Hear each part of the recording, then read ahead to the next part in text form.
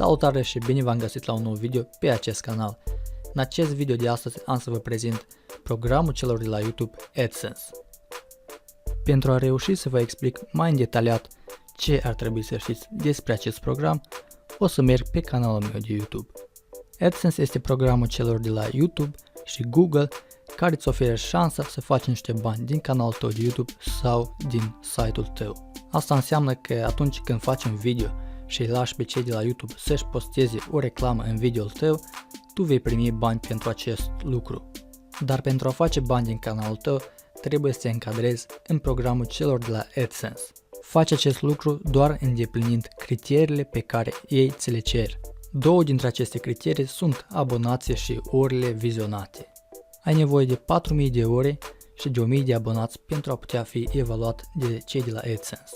Eu am 2100 de ore vizionate până acum și 831 de abonați. Mai am ceva până să pot face bani din acest canal. Nu asta e ideea, ce este foarte important este că v-ați abonat 831 de oameni și vă mulțumesc pentru acest lucru. Dacă aș avea un sfat pentru tine ar fi să nu începi un canal de YouTube numai pentru bani.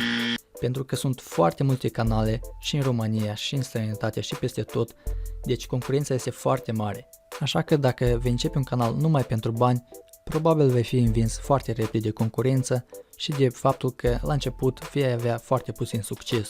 Și aproape am uitat să vă mai spun că pentru un video vizionat de 1000 de ori veți primi în jur de $1. Asta desigur depinde din ce țară se află publicul vostru și ce tip de reclamă se face pe acel video.